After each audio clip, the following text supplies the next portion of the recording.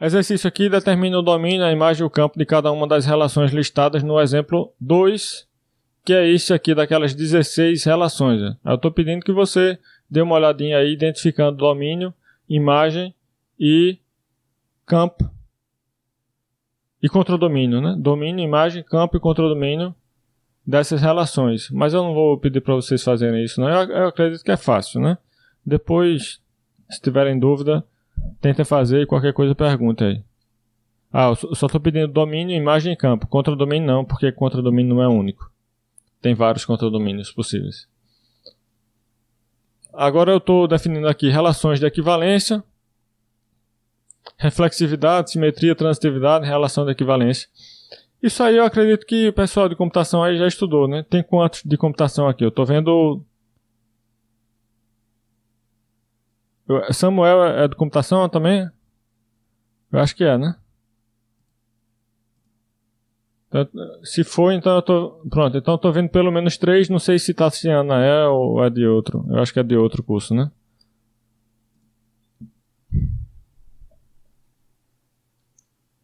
Produção, certo. O pessoal de computação estuda essa coisa aí de relação. Eu acho que em matemática discreta já vê, né? É reflexividade, simetria, transitividade, relação de equivalência. Eu estou definindo aqui, né? O que é uma relação reflexiva, simétrica, transitiva. Essa definição, da forma como eu escrevi aí, está um pouco errada. Eu deveria ter dito que é uma relação binária em A, e as propriedades de reflexividade, simetria e transitividade deveriam ter sido enunciadas com respeito a esse conjunto A, que não vai ser necessariamente o domínio da relação. Então, o correto seria dizer que a relação é reflexiva se para todo x em A, x se relaciona com x. E ela vai ser simétrica se para todo x e y em A, x se relaciona com y, implica y se relaciona com x. Ela vai ser transitiva se para todo x, y e z em A, x se relaciona com y e y se relaciona com z, implica x se relaciona com z. Então é tudo com respeito ao conjunto A, que é um conjunto qualquer. Consequentemente, a definição de relação de equivalência vai também fazer referência a um conjunto A. Eu vou dizer que R é uma relação de equivalência em A se essa relação R for reflexiva, simétrica e transitiva em A. As 3 condições em A. Então, essas definições parecem uma coisa um pouco abstrata, mas está presente em tudo, basicamente. No cálculo, ela vai estar presente onde? Vai estar presente na própria relação de igualdade. A relação de igualdade é uma relação de equivalência, ou seja, é uma relação simétrica, transitiva e reflexiva. E tem outras noções importantes também na matemática, como relação de ordem, a gente vai ver daqui a pouco, que é uma relação que satisfaz algumas dessas propriedades com algumas outras lá. Então, relação de ordem está o quê? Nos números, né? Relação de ordem menor que ou igual. A gente vai ver daqui a pouco como é que se define uma relação de ordem. O que é uma relação de ordem? A gente vai ver daqui a pouco. Aí, assim, em aplicações, além da matemática, isso também aparece de maneira até um pouco surpreendente quando você vai estudar, por exemplo, uma coisa assim, nada a ver, né? Uma área bem aplicada mesmo. Teoria dos jogos. Pessoal que estuda economia tem que saber. Teoria dos jogos é fundamental. Basicamente, teoria dos jogos é economia de um ponto de vista matemático. Aí, uma das primeiras definições que vai aparecer é isso aí. Relação reflexiva, simétrica, transitiva, relação de ordem fraca, vai ter isso lá. E relação de equivalência também. Pessoal de computação às vezes cursa aí teoria dos jogos, né? Como optativa. Pronto. Eu peguei um livro de teoria dos jogos para ler, na primeira página já tinha essas definições aí. Aqui, então, o que é uma relação de equivalência? Relação de equivalência é uma relação que é reflexiva, simétrica e transitiva. Perceba o padrão aqui nesses nomezinhos. Reflexiva significa o quê? Todo x se relaciona com si mesmo. Então, por exemplo, ser amigo de. Eu sou meu amigo, eu considero que a relação de amizade é reflexiva. Se sim, então eu sou meu amigo. Porque ser uma relação reflexiva significa todo X se relaciona com si próprio. Então eu sou meu amigo. Se eu considero que a relação de amizade é reflexiva, então eu sou meu amigo. Simétrica. Se X se relaciona com Y, então Y se relaciona com X. Relação de namoro é simétrica? Normalmente sim, né? Normalmente sim. Se X namora com Y, então Y namora com X. Normalmente sim. Então é simétrica essa relação. Transitiva. É complicado falar. Transitividade para relações humanas é complicado, né? Nem para amizade funciona. Se X é amigo de Y, Y é amigo de Z, então X é amigo de Z? Não necessariamente, né? Não necessariamente. X e Z podem ter um amigo em comum, Y, mas não serem amigos. Então a relação de amizade não é transitiva. A de namoro, não vou nem falar aqui. A X namora, vira uma bagaceira aqui, se eu for interpretar isso aí com relação ao namoro. Deixa pra lá. Então, vamos pra frente. Sim, a definição de relação de equivalência está assim na disciplina de linguagens formais e autômatos também. Inclusive, tem muita coisa aqui de conjuntos que é usada lá. Aí, assim, por isso que eu acho importante começar do começo. Porque isso que a gente está vendo aqui é realmente o começo. Aí assim, não, vamos pular, vamos começar de funções. Pronto, quer uma função, aí explica, tal, vai levando com a barriga, de qualquer forma, uma hora aparece, não tem pra onde correr não. Uma hora vai ter que aparecer essas noções em algum momento da vida de um estudante de qualquer área. A economia, engenharia nem se fala. Se for estudar, vai aparecer. Então, é melhor começar do começo. Exemplos. Para todo A, a relação de igualdade restrita ao conjunto A é uma relação de equivalência. Ou seja, pegue todo o par XY no produto cartesiano de A com A. Então, esse par pertence a essa relação se somente se x é igual a y. Com isso eu defino uma relação aqui. Ó. Eu estou dizendo que essa é uma relação de equivalência. Por que uma relação de equivalência? Aí eu vou ter que verificar as condições lá. Reflexividade, simetria e transitividade. Reflexividade significa o quê? Todo x se relaciona com si próprio. Aí, no caso, eu vou perguntar se todo x é igual a si próprio. Para essa relação aí de igualdade, se relaciona significa é igual. Então, todo x é igual a si próprio? Sim, verdadeiro. Pronto, então já vi que é uma relação reflexiva. Todo x se relaciona com si próprio. Aí agora simetria. Simetria significa se x se relaciona com y, então y se relaciona com x. No caso da igualdade, isso significa se x é igual a y, então y é igual a x. Isso é verdade? Sim. É verdade. No caso da igualdade é verdade. Agora, transitividade. Se x é igual a y e y é igual a z, então x é igual a z. Verdade. Eu até já comentei sobre isso. Propriedades da relação da igualdade, comentei eu acho que no tópico anterior de teoria dos conjuntos, tem lá todas essas propriedades aí dizendo que a relação de igualdade de conjuntos é realmente uma relação de equivalência. Então, letra A está verificada aqui. Vazio é uma relação de equivalência? Aí eu vou ter que ver, né? Vamos ver. Reflexividade significa todo elemento do vazio se relaciona com si mesmo. Posso afirmar isso? Deixa eu escrever assim. O vazio é uma relação reflexiva do vazio no vazio.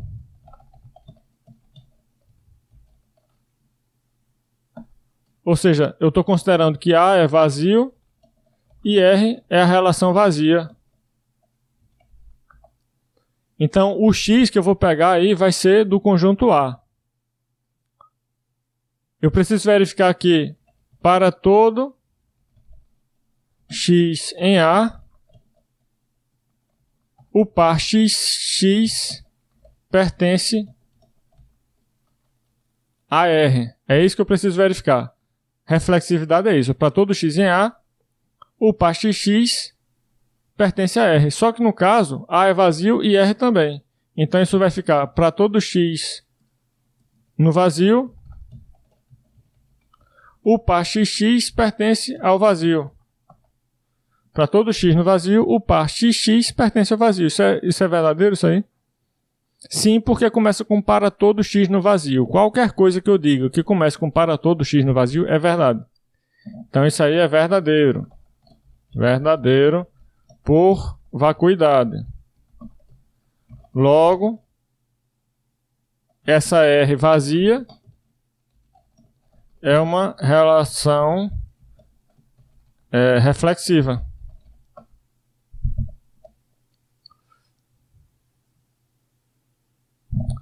Relação reflexiva do vazio no vazio. Ou seja, relação reflexiva no vazio. Quando é o mesmo conjunto assim, a gente não diz de A em A, a gente diz só em A. Então eu poderia dizer é uma relação reflexiva em A. Relação reflexiva em A, que no caso é no vazio. Pronto, então verifiquei que o vazio é uma relação reflexiva no vazio. Aí você pode verificar também que ela é simétrica no vazio, ela é transitiva no vazio. Já que é reflexiva, simétrica e transitiva, então é uma relação de equivalência. Outro exemplo aí, exemplo C. Dado um conjunto U, seja A formado por todos os conjuntos unitários dessa forma aqui. Conjunto unitário tendo x como elemento, tais que x pertence a U. Ou seja, você pega todos os elementos de U e vai colocando chaves nesses elementos de U para formar conjuntos unitários como esse aqui, em A, né? Aí você considera agora a seguinte relação R, formada por todos os pares A1 e A2 no produto cartesiano de A com A, tais que a união de A1 é igual à união de A2. Então a afirmação que eu estou fazendo é que essa relação R é uma relação de equivalência e poderia dizer que é uma relação de equivalência em A. Faltou dizer aqui, em A. Depois eu vou colocar isso porque essa informação é importante. A relação de equivalência em A, em vazio e em A. Faltou dizer isso aqui. Vamos verificar essa aí, letra C, que é interessante.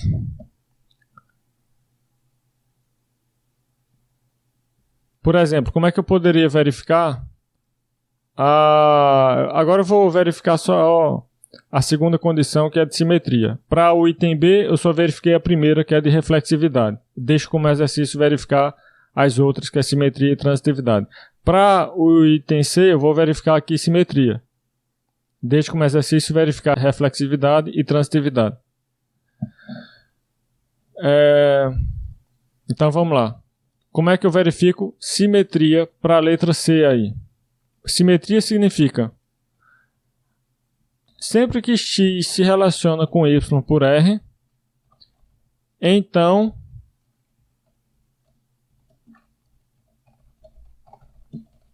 y se relaciona com x por R. Desse jeito. Se x se relaciona com y por R, então y se relaciona com x por R. Como é que eu verifico? Tome aí um x qualquer, só que esse x tem que ser dessa forma, né? Tem que ser um conjunto unitário. Então eu vou supor que conjunto unitário contendo x. Eu vou reescrever isso que eu acabei de escrever aí para ficar melhor de aplicar para o caso que a gente tem aí. O que eu quero verificar é isso aqui, ó. Eu quero verificar isso aí. Para todo conjuntinho unitário contendo x, se esse conjuntinho se relaciona com outro conjuntinho unitário contendo y, então você pode trocar a ordem aí e dizer que esse outro unitário contendo y se relaciona com o primeiro que contém x. É isso que eu quero provar onde esse X é um elemento arbitrário de U. Consequentemente, conjuntinho unitário contendo X é um elemento arbitrário de A. Então, vamos provar isso aí. Ó. Se esse conjuntinho unitário contendo X se relaciona com Y, o que é que quer dizer isso? Pela definição de R aí, isso significa que a união do primeiro conjunto se relaciona com a união do segundo, assim, ó. Isso aí é por definição de R. Né? Por definição de R. Como está sendo mostrado aí no item C. Ó. R é o quê? R é o conjunto de todos os pares A1 a 2 no produto cartesiano de A e A, tais que a união, colocada assim antes, né? A união com esse U grande, a união da primeira componente do par é igual à união da segunda componente do par. É a forma como foi definida a relação R aí. Eu digo que A1 se relaciona com A2 por R se essa condição é satisfeita. A união de A1 é igual à união de A2. Agora, quem é, no caso, voltando aqui para o chat, o que eu escrevi no chat, quem é a união do conjunto unitário contendo X? Alguém sabe dizer isso? Quem é união do unitário contendo X? A gente viu que quando a gente escreve a união assim antes do conjunto, com esse símbolo de união grande, antes do conjunto, a gente está se referindo à união de todos os elementos desse conjunto, vistos como conjuntos também. Então eu vou pegar aí todos os elementos do conjunto indicado, que é unitário contendo X. O conjunto indicado não é só X, é unitário contendo X. Ou seja, abre chaves, X fecha chaves. É esse o conjunto indicado. Eu quero pegar todos os elementos dele. Quais são os elementos dele? Só tem um, que é o próprio X. Pega todos os elementos dele e forma a união de todos os elementos dele. Mas como só tem um elemento, que é o X, vou fazer a união de X sozinho, que é X. Então, união desse unitário contendo X é X mesmo. Então, voltando para a implicação que eu tinha colocado lá em cima. Se unitário contendo X se relaciona com o unitário contendo Y, então a união desse primeiro unitário contendo X é igual à união do unitário contendo Y. Então, isso vai me dar X é igual a X mesmo. A união do unitário contendo X é igual a X. Então fica assim, ó. Quando eu simplifico, fica assim, ó.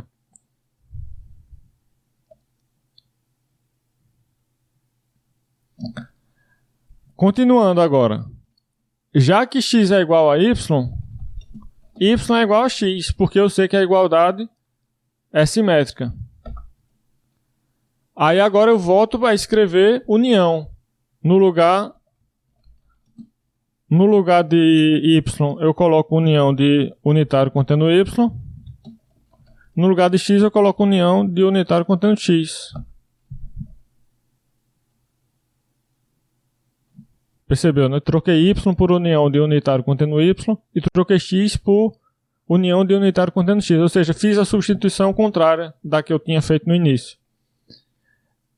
E agora, se eu sei que essa outra igualdade é verdadeira, pensando agora na definição de R, a definição de R é o quê? Sempre que eu tenho uma igualdade de uniões de conjuntos unitários como essa aí, então significa que o par do unitário contendo Y com o unitário contendo X pertence a R, ou seja, unitário contendo Y se relaciona com o unitário contendo X. Essa é a conclusão.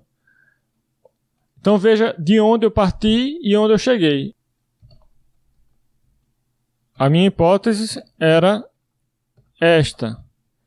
E isso que eu acabei de deduzir aí é isto aqui.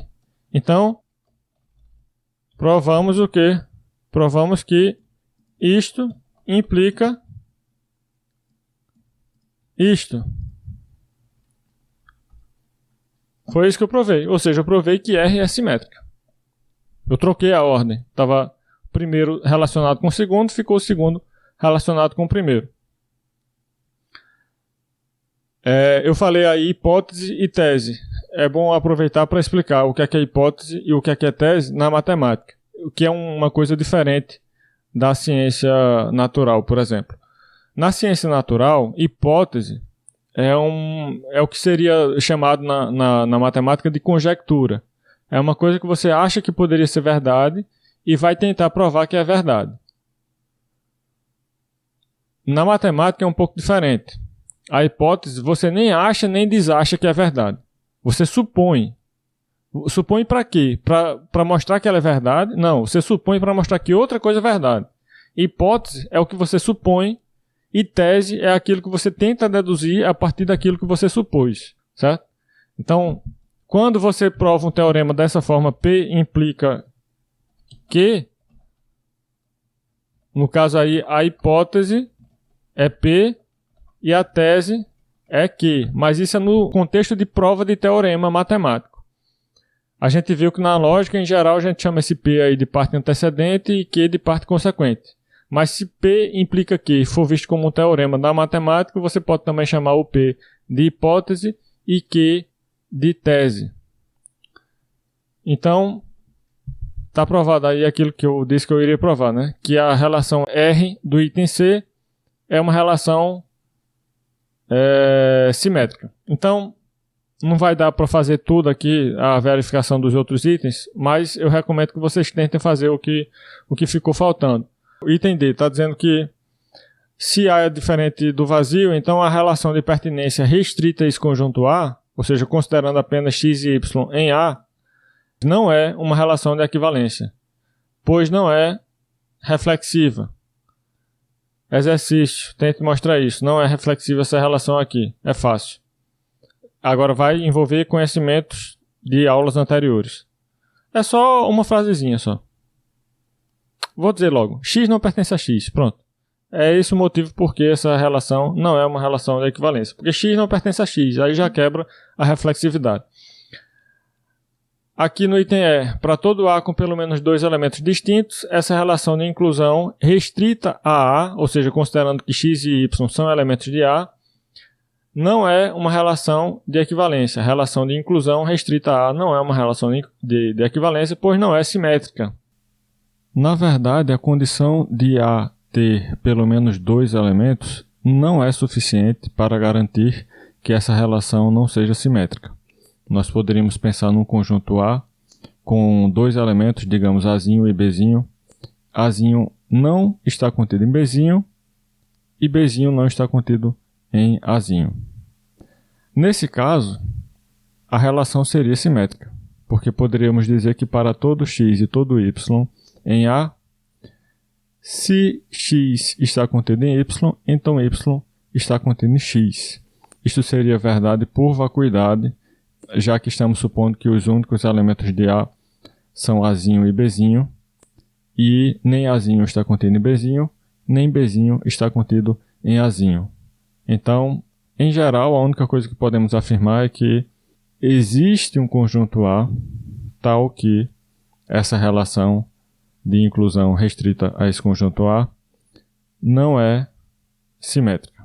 Basta que tomemos um conjunto A com dois elementos, Azinho e Bzinho, onde Azinho está contido propriamente em Bzinho. Nesse caso aí sim, a condição de simetria não seria satisfeita. Em seguida, eu defino outras propriedades que uma relação pode ter. Até agora eu só defini o quê?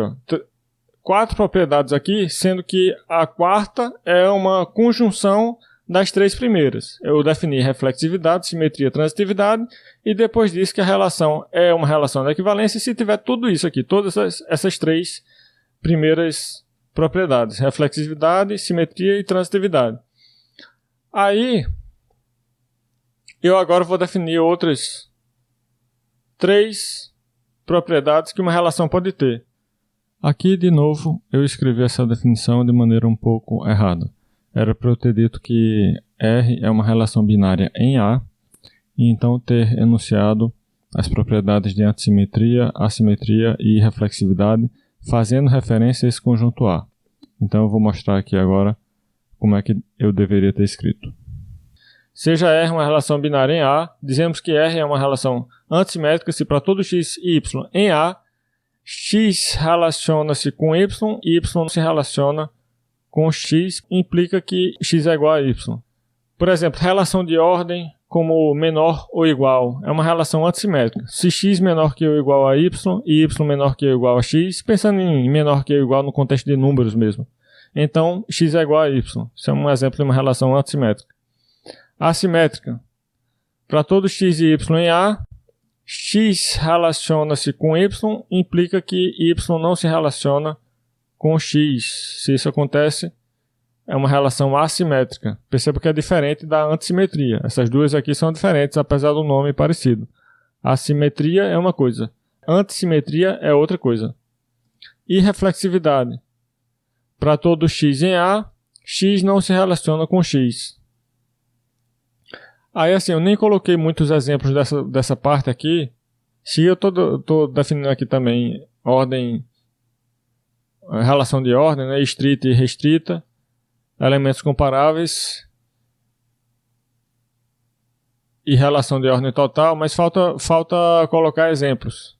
E depois vou continuar com relação composta, que já é pegando para o lado de funções, isso aqui que eu vou falar, mas vou deixar para falar na próxima aula essa coisa de relação composta. E falta colocar os exemplos dessas relações todas aqui. Então eu vou terminar esse assunto na próxima aula. Deixar para terminar na próxima aula essa parte de tipos de relações aqui, né? Pronto. Eu continuo depois do exemplo 4 na próxima aula.